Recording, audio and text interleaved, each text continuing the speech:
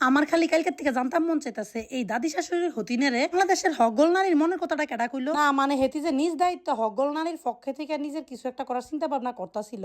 তো আমি ভাবতাছি হেতিরে হগল নারীর মনের কথাটা কেডা কইলো। যে বেডি নিজে আরেক বেডির এই দূরমুখী কইয়া খারাপ খারাপ কথা কইয়া বডি শেমিং করে, হে বেডি এসে নারীর পক্ষ লইয়া দিকে আন্দোলন করতো। আলো নিজের সেক্টরের মানুষের আগে রেসপেক্ট করতে হিক, এরপর না মানুষের তুই নারী জাতির কাহিনী শিখাইতি। তুই বেডি নিজের যার চরিত্র নাই, যার চলাফেরার কোনো ধাস ধরন নাই, প্রথম প্রথম কি একটা ভালো লাগতো চাল চলন দীক্ষা। ওমা টিয়া পয়সা হইলে যে কিছু মানুষের মাথার মধ্যে সিট খারাপ হয়ে যায়, তাই না দেখলে বোঝা যায়। আর দেওয়া সুন্দর একটা চেহারা, এরারে ঠোঁট মোটটিরে বোতা কইরা কিতা লাগে তারে দেখতে জঙ্গলি জানোয়ারের মতো। তাই আইসে এখানে হগল নারীর পক্ষ থেকে বলে আন্দোলনে নাম। আলো দাদি শাশুড়ির হতিন, তুই আগে নিজে নারীরা সম্মান করতিস। তুই যে বেডি অনলাইনে আইয়া কিতা ফরস না ফরস আইয়া আরেক বেডির উল্টা পাল্টা কথা কস, আরেক বেডির লইয়া হেতি আইসস নারীর পক্ষ লইয়া এখানে যুদ্ধ করতি। দাদি শাশুড়ির হতিনের অবস্থা কিছুটা এরকম হয়ে যায়, নিজের নাই চরিত্র সঙ্গী খুঁজে পবিত্র এই অবস্থা আর কি। নিজ দায়িত্বে কেমন নিজের ইজ্জত নিলাম করণ যায়, এটা হেতিরে দেখলে ভালোভাবে শিখন যাবো।